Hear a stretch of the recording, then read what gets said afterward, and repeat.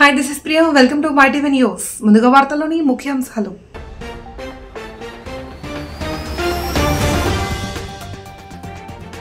విజయవాడలో Swarnandhra 2047 vision document విడుదల. హాజరైన CM Chandrababu, deputy CM Pavan, మంత్రి నారా లోకేష్.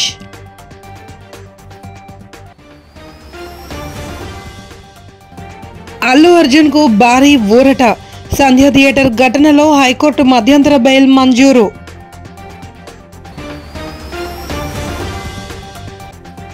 అన్నదాతలకు న్యాయం కోరుతూ రాష్ట్ర వ్యాప్తంగా వైసీపీ నిరసనలు. విశాఖలో కలెక్టర్ కార్యాలయం వరకు ప్రదర్శన చేపట్టిన వైసీపీ శ్రేణులు. విజయవాడలో నిర్వహించిన స్వర్ణాంధ్ర 2047 విజన్ డాక్యుమెంట్ ఆవిష్కరణ కార్యక్రమంలో ముఖ్యమంత్రి చంద్రబాబు, ఉప ముఖ్యమంత్రి పవన్ కళ్యాణ్ పాల్గొన్నారు. విజన్ డాక్యుమెంట్ ఆవిష్కరించిన అనంతరం ప్రసంగించారు. ఇవాళ అందరినీ చూస్తూ ఉంటే ఒక కొత్త చరిత్రకు శ్రీకారం చుట్టడానికి ఇక్కడ సమావేశమయ్యామని అనిపిస్తుందన్నారు.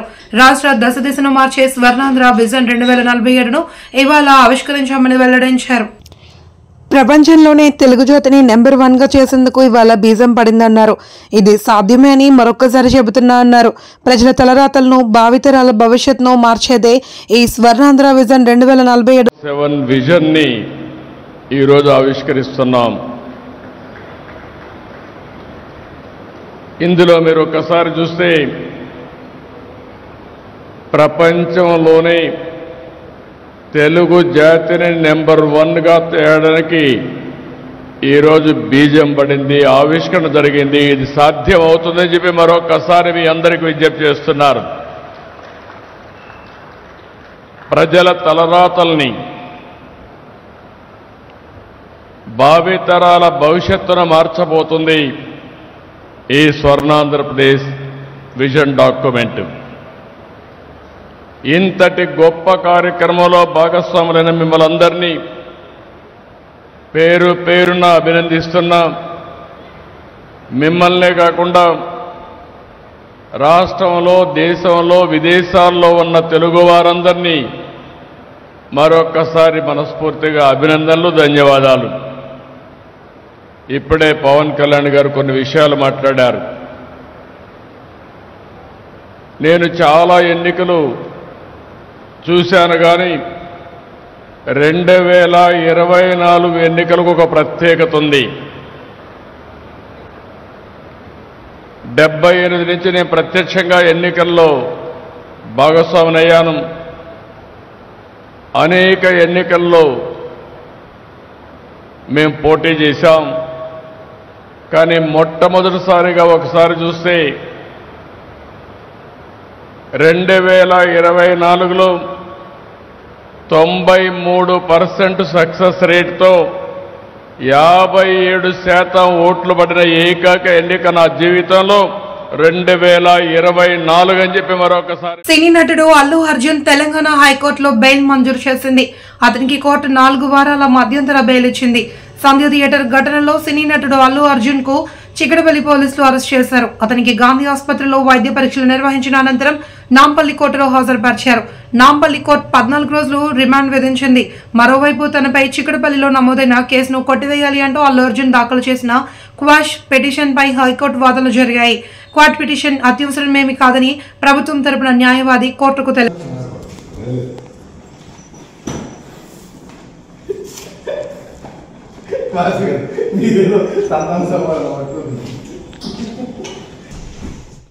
ఆంధ్రప్రదేశ్ మాజీ ముఖ్యమంత్రి వైఎస్ఆర్ కాంగ్రెస్ పార్టీ అధ్యక్షులు వైఎస్ జగన్మోహన్ రెడ్డి ఆదేశాలతో పార్వతీపురం మన్యం జిల్లా వైఎస్ఆర్ కాంగ్రెస్ పార్టీ ఆధ్వర్యంలో జిల్లా పార్టీ అధ్యక్షులు, మాజీ ప్రజాప్రతినిధుల ఆధ్వర్యంలో వందలాది మంది వైసీపీ శ్రేణులు రైతన్నలతో కలిసి అన్నదాతలకు న్యాయం కోరుతూ భారీ ర్యాలీ చేపట్టారు. జిల్లా కలెక్టర్ కార్యాలయానికి వెళ్లి అధికారులకి వినతిపత్రం అందించారు.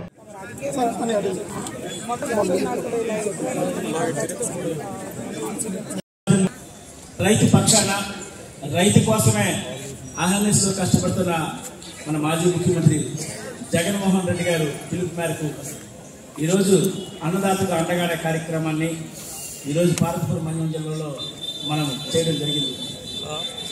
అంటే రైతన్న, అన్నం పెట్టిన రైతన్న రోడ్డు మీదకి వచ్చి నాకు ఇస్తామని 20,000 రూపాయలు నాకు ఇవ్వు అని చెప్పి అడుక్కునే స్థితి తీసుకొచ్చింది చంద్రబాబు నాయుడు. నిజంగా సిగ్గుచేటు. ప్రభుత్వం అంటే ప్రజలకు జవాబుదారీతనంగా ఉండాలి. ప్రభుత్వం అంటే ప్రజల పక్షాన ఉండాలి. ప్రభుత్వం అంటే ప్రజల అవసరాలు గుర్తించి వాళ్ళ అవసరాలు తగినట్టుగా పనిచేయాల్సిన బాధ్యత ఉంది. అయితే ఇచ్చిన మాటలు పెట్టుకోమని రైతులు రోడ్డెక్కి, అయ్యా మాకు 20,000 రూపాయలు ఇస్తామని చెప్పావు, లేదా అది నమ్మి మేము ఓటేసాం, మాకు 20,000 ఇప్పుడు ఇస్తామని చెప్పి రైతులు రోడ్డెక్కే పరిస్థితి. ఒక్కసారి ఆలోచన చేయమని చెప్తున్నాం. అలాగే రంగుమాన ధాన్యాన్ని కొనుగోలు చేయమంటున్నాం. అలాగే తడిసిన ధాన్యాన్ని కొనుగోలు చేయమంటున్నాం. మద్దతు ధర ఇవ్వమంటున్నాం. దళాల వ్యవస్థ లేకుండా ఉండవని చెప్తున్నాం. ఇవన్నీ కూడా ఎందుకు రైతు వచ్చి రోడ్డు మీద కడగాల్సిన బాధ్యత వచ్చింది అంటే ఈ ప్రభుత్వం ఎంత హేళనగా ఉందో, ఎంత సిగ్గుచేటుగా పరిపాలన చేస్తుందో అని చెప్పడానికి ఇది పెద్ద. నల్లపడిలో జరిగే మాలల గర్జనకు ప్రతి ఒక్కరూ హాజరవ్వాలని మాజీ ఎంపీ హర్షకుమార్ పిలుపునిచ్చారు. తూర్పుగోదావరి జిల్లా రాజమండ్రిలో ఆయన మీడియా సమావేశంలో మాట్లాడారు. ప్రభుత్వంలాగా వాహనాల్లో సమకూర్చలేము అని, గ్రామాల్లో సైతం చందాలు వేసుకుని సభకు రావడానికి ప్రయత్నాలు చేస్తున్నారని చెప్పారు. ప్రభుత్వం ఆర్టీసీ బస్సులు కూడా ఇవ్వడం లేదు అని, తమ సభకు అంతరాయం కలిగించవద్దు అని కోరారు. గతంలో రాజమండ్రి సభతో వర్గీకరణ అడ్డుకున్నాము అని, ఇది ప్రధాని మోడీ, ముఖ్యమంత్రి చంద్రబాబు కుట్ర పని వర్గీకరణకు కారణమవుతున్నాయని ఆరోపించారు. ఎస్సీ అట్రాసిటీ చట్టాన్ని ఎత్తేసారు 2 జడ్జిల ధర్మాసనం. మళ్ళా దాన్ని సుప్రీంకోర్టు తన కాన్స్టిట్యూషనల్ బెంచ్ మీద తీసుకుని వచ్చేది యథావిధిగా కొనసాగాలి. దీన్ని కొట్టేసే అధికారం ఎవరికి లేదు. This is protection shield for the Dalit community. కులగణన చేయాలి. 2 ఎంపెరికల్ డేటా తీయాలి. కులగణన అంటే కులాలు ఏ కులం ఎంత పర్సెంటేజ్ ఉందని తేలాలి. జనాభా లెక్కలు తీయాలి. జనాభా సెన్సస్ తీయలేదు మీ ప్రభుత్వం. సెన్సస్ తీస్తూనే మళ్ళీ ఎస్సీ పాపులేషన్ మీద సెన్సస్ తీయాలి. అందులో ఏ కులం ఎంత ఉందో తీయాలి. 59 కులాల యొక్క జనాభా ఎంత ఉందో తేలాలి. ఆ జనాభా నిష్పత్తి ప్రకారంగానే రిజర్వేషన్ అటువంటి ఇవ్వాలి వర్గీకరణ చేయాలంటే.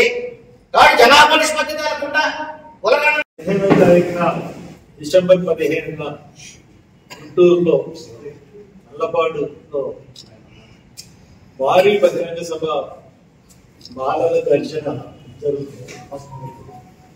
దానికి ప్రతి గ్రామం నుంచి కూడా ప్రతి ఒక్కరు కూడా అటెండ్ అవ్వండి. ఎందువల్లంటే మనం డబ్బులు ఉన్నవాళ్ళం కాదు. మనం ప్రభుత్వాల్లాగా మనం వెహికల్స్ కూడా సమకూర్చుకోలేదు. ఇప్పటికే గ్రామాల్లో దళితులు చందాలు వేసుకుని వ్యవకారులు రావడానికి ప్రయత్నిస్తూ ఉన్నారు. అదే పరిస్థితుల్లో అందరూ ఉంటారు. వాళ్ళని కూడా ఈ రోజున ఆర్టీసీ బస్సులు తీసుకున్నామంటే ఆర్టీసీ బస్సులు కూడా ఇవ్వకుండా అడ్డుపడుతున్నారు చాలా చోట్ల. ప్రభుత్వం మరి ఏమన్నా రహస్య ఆదేశాలు ఇచ్చిందేమో తెలియదు. ప్రతి ఒక్కరూ ప్రభుత్వ భూములను పరిరక్షించడంతో పాటు మన గ్రామాలను మనమే పరిశుభ్రపరుచుకుని గ్రామాల అభివృద్ధి పదంలో ముందంజలోకి తీసుకువెళ్లాలి అని రాజమహేంద్రవరం రూరల్ ఎమ్మెల్యే గోరంట్ల బుచ్చే చౌదరి పేర్కొన్నారు.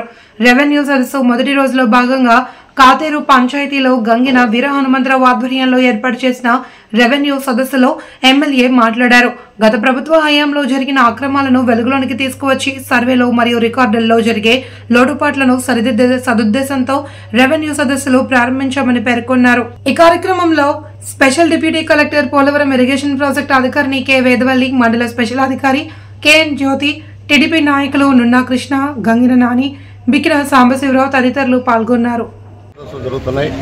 గత ప్రభుత్వం హయాంలో జరిగిన అక్రమాలన్నీ కూడా వెలుగులోకి తెచ్చి వాటిని సరిచేయడం కోసం ఏదైతే సర్వేలో జరిగిన లోటుపాట్లు కానీ రికార్డులో నమోదులో జరిగిన లోటుపాట్లన్నీ సరిచేయడం కోసం ఎవరైనా ఆక్రమణదారులు ఉన్నారా వాళ్ళని తొలగించి మళ్ళీ అసలైన యజమానులకు భూములు అప్పచెప్పే కార్యక్రమం కూడా దీంట్లో ఉంది.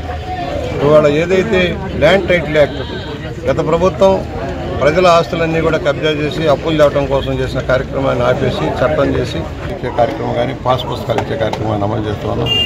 దానిలో భాగంగా ఇవాళ ఎవరైతే ఎక్కడెక్కడ వక్ఫ్ భూములు కావచ్చు, రెవెన్యూ భూములు కావచ్చు, దేవాదాయ ధర్మాదాయ భూములు కావచ్చు, వాటన్నిటిని కూడా సర్వే చేసుకుంటూ కరెక్ట్ అయిన రికార్డును మెయింటైన్ చేసుకుని ఆస్తులు అన్యాక్రాంతం కాకుండా చూడటం, కబ్జాదారులను దూరంగా పెట్టే లక్ష్యంలో ఇవాళ ఈ కార్యాచరణ జరుగుతోంది. ఇవాళ నిన్నటి వరకు కొంచెం ఎమ్మెల్సీ ఎన్నికల వల్ల ఆలస్యమైంది. ఈ రోజు నుంచి కూడా రెవెన్యూ సదస్సు జరగబోతున్నాయి. నెలాఖరు వరకు కూడా 28వ తారీఖు దాకా కూడా ఈ కార్యక్రమం నడుస్తుంది. ఖాళీలో 2 రోజులు నడుస్తుంది. కూడా అనేక సమస్యలు ఉన్నాయి. గత ప్రభుత్వంలో దోపిడీ చేశారు. దైవభక్తితో పాటు సేవా తత్పరత ప్రతి ఒక్కరిలో అవసరమని ప్రముఖ ఆధ్యాత్మిక గురూజీ స్వామి రాధా మనోహర్ దాస్ అన్నారు. గాజువాకలోని సింహగిరి చారిటబుల్ ట్రస్ట్ ని సందర్శించిన అనంతరం ఆసుపత్రిలో రోగులు సందర్శకులతో మాట్లాడారు. రోగుల పట్ల మానవత్వాన్ని చూపుతున్న వైద్య బృందాన్ని అభినందించారు. దివంగత డాక్టర్ రాముల పేదల హృదయాల్లో నిలిచారని, తర్వాత కుమారుడు డాక్టర్ కళ్యాణ్ అదే బాటలో పేదలకు సేవలు చేస్తున్నారు అని అన్నారు. గరుత్మంతుడు ఏం చేశాడు? వాళ్ళ అమ్మ కోసం అమృతాన్ని తీసుకొచ్చాడు. వాళ్ళ నాన్నగారు చెప్పారు కళ్యాణ్ గారితో, మనం ఎవరొచ్చినా అలా అమృతత్వంతో వాళ్ళని పంపాలి. ఎంత గొప్ప యాటిట్యూడు, ఎంత గొప్ప గ్రాటిట్యూడు కదా. నేను ఇప్పుడు అదే అన్నాను, వైద్యో నారాయణో హరిహి అన్నారు. అంటే వైద్యుడు సాక్షాత్తు నారాయణుడు. అయితే కొంతమంది వాళ్ళు ఈ రోగాన్ని కూడా వ్యాపారంగా మార్చుకునేటువంటి కాలంలో మనం ఉన్నాం. కానీ అందరూ అలా ఉండరు.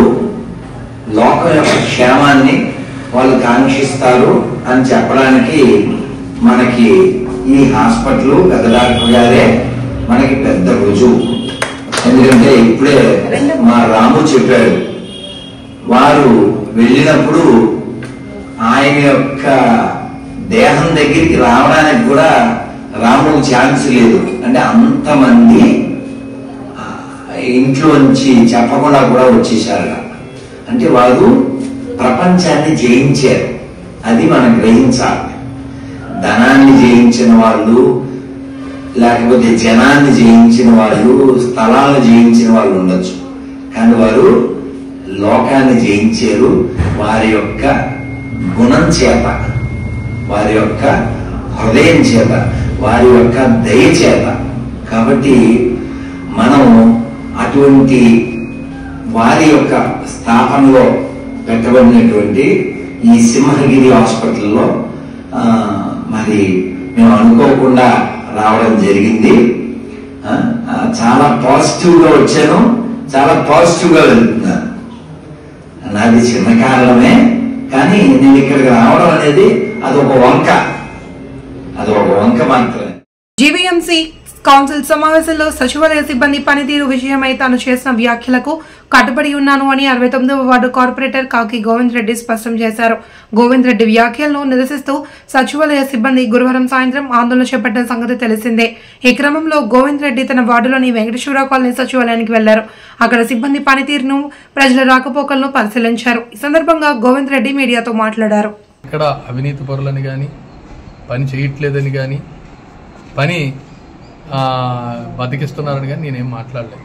నేను సభా సాంప్రదాయాలను దృష్టిలో పెట్టుకొని నాకున్న రాజ్యాంగపరమైన నాకు ఇచ్చిన హక్కు ప్రకారం నా అభిప్రాయాన్ని ఒక నిండు సభలో చెప్పాను. ఆ నిండు సభలో వాస్తవాలు తెలియజేశాను. గతంలో ఉన్నదానికన్నా ఇప్పుడు ఉన్నదానికన్నా వేరియేషన్ చెప్పాను. గతంలో ఒక పనిని ఒకటి చేస్తే ఇప్పుడు మీరు 7 చేస్తున్నారని చెప్పాను. మీరు వచ్చిన తర్వాత కానీ, మీరు జాయిన్ అయిన తర్వాత కానీ ఈ నగరం ఏమీ 100 రెట్లు అభివృద్ధి చెందిపోలేదు, 1000 రెట్లు అభివృద్ధి చెందిపోలేదు.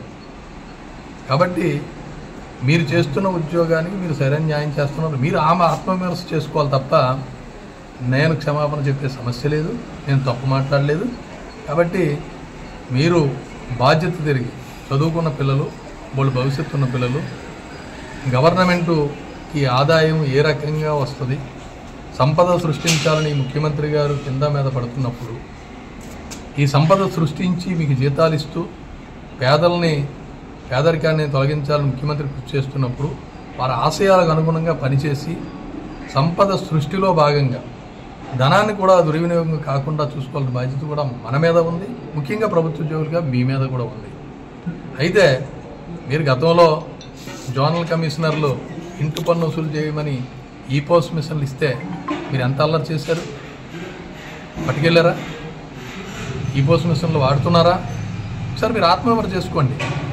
మీరు చేస్తున్న పనికి తగిన జీతం తీసుకుంటున్నారు. కాబట్టి నేను ఇంకా మీకు మెరుగైన పనులు చేయించాలని, తద్వారా ఈ సమాజం అభివృద్ధి చెందాలి, ఈ ప్రభుత్వం అభివృద్ధి చెందాలని చెప్పి మిమ్మల్ని కోరుతూ నేను ఆ రకంగా తెలుసుకోవాలనే ఉద్దేశంతో ఈవేళ వెంకటేశ్వర భవన సచివాలయంలో సచివాలయ సిబ్బంది, నేను ఇక్కడ ప్రోటోకాల్ కూడా మెయింటైన్ చేయకుండా విజిటర్స్ కుర్చీలో కూర్చొని ఏం జరుగుతుందో తెలుసుకుంటున్నాను. అన్నదాతకు అండగా మద్దతుగా వైఎస్ఆర్సీపీ చేపట్టిన నిరసనలో భాగంగా విశాఖపట్నం నుండి పరిషత్ జంక్షన్ వరకు భారీ పాదయాత్రగా కలెక్టర్ ఆఫీస్ వరకు వెళ్లారు. మాజీ మంత్రి, విశాఖ జిల్లా అధ్యక్షుడు గుడివాడ అమర్నాథ్, మాజీ శాసనసభ్యులు, ఎమ్మెల్సీలు, జీవీఎంసీ డిప్యూటీ మేయర్ల ఆధ్వర్యంలో కలెక్టర్ కి వినతిపత్రం అందించారు. ఈ కార్యక్రమంలో సీనియర్ నాయకులు, కార్యకర్తలు, అధిక సంఖ్యలో మహిళలు పాల్గొన్నారు.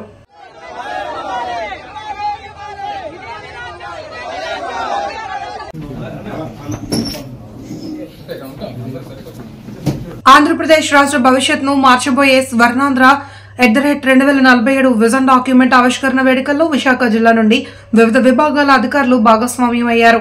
విజయవాడ ఇందిరాగాంధీ మున్సిపల్ స్టేడియం వేదికగా జరిగిన కార్యక్రమంలో రాష్ట్ర ముఖ్యమంత్రి, ఉప ముఖ్యమంత్రి విజన్ డాక్యుమెంట్ ను ఆవిష్కరించారు. సంబంధిత కార్యక్రమాన్ని విశాఖపట్నం కలెక్టరేట్ వేసీ హాల్లో ప్రత్యక్ష ప్రసారం చేశారు.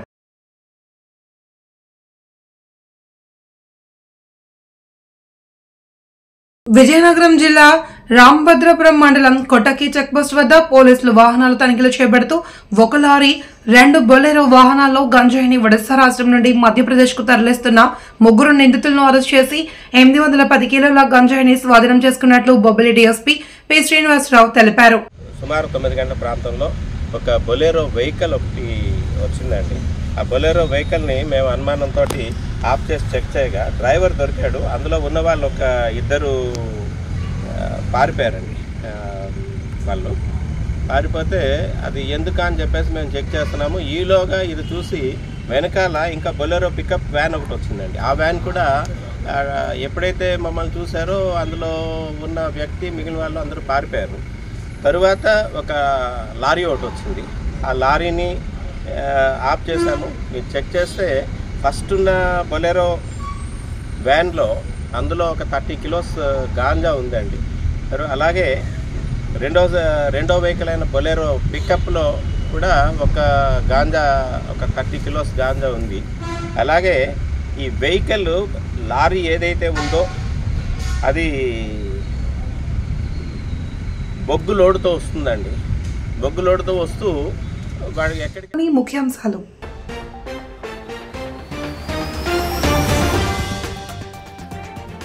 విజయవాడలో స్వర్ణాంధ్ర 2047 విజన్ డాక్యుమెంట్ విడుదల. హాజరైన CM Chandrababu, deputy CM Pavan, మంత్రి నారా లోకేష్.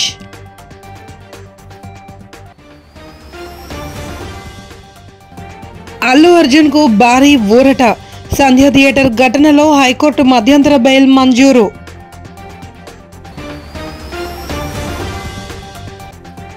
అన్నదాతలకు న్యాయం కోరుతూ రాష్ట్ర వ్యాప్తంగా వైసీపీ నిరసనలు. విశాఖలో కలెక్టర్ కార్యాలయం వరకు ప్రదర్శన చేపట్టిన వైసీపీ శ్రేణులు. ఈ వార్తలు ఇంతటితో సమాప్తం. మళ్ళీ మరొక బులెటిన్లో కలుద్దాం. చూస్తూనే ఉండండి మై టీవీ న్యూస్.